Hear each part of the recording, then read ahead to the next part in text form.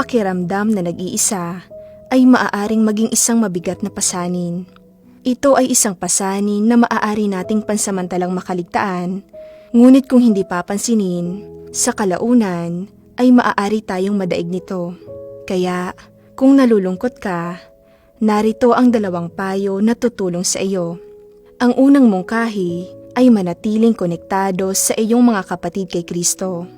Sana ay makita mo ang mga tao ng Diyos na inilarawan bilang isang katawan.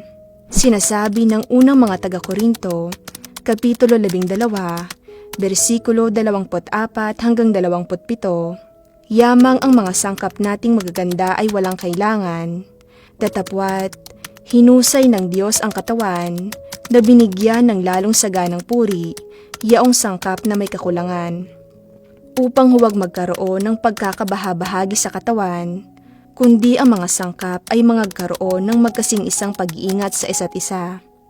At kung ang isang sangkap ay nagdaramdam, ang lahat ng mga sangkap ay nangagdaramdam na kasama niya. O kung ang isang sangkap ay nagkakapuri, ang lahat ng mga sangkap ay nangagagalak na kasama niya. Kayo nga ang katawan ni Kristo, at bawat isa ay sama-samang mga sangkap niya. Pansinin na bilang isang Kristiyano, ikaw ay bahagi ng katawan ni Kristo. Kaya, kung ikaw ay nag-iisa, dapat mong sikaping linangin ang makabuluhang pakikipagkaibigan sa ibang mga Kristiyano at hanapin ang iyong lugar sa katawan ni Kristo kung saan maaari kang kumonekta.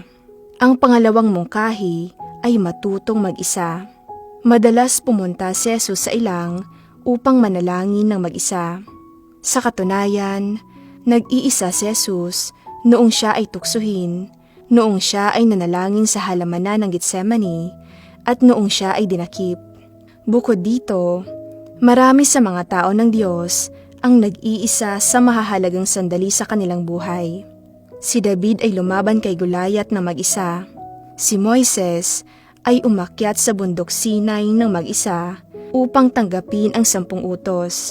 Si Joseph ay itinapon sa bilangguan na mag-isa. Nilunok si Jonas ng isda. Kinailangan ni Esther na harapin si Haring Xerxes na mag-isa.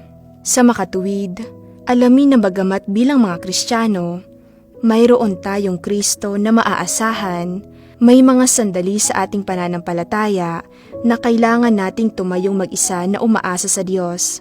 Kaya para sa ating mga Kristiyano, kung ikaw ay nalulungkot, hinihikayat ko kayong manalangin ng madalas sa Panginoon, maranasan ang Kanyang salita, at lumago sa pananampalataya.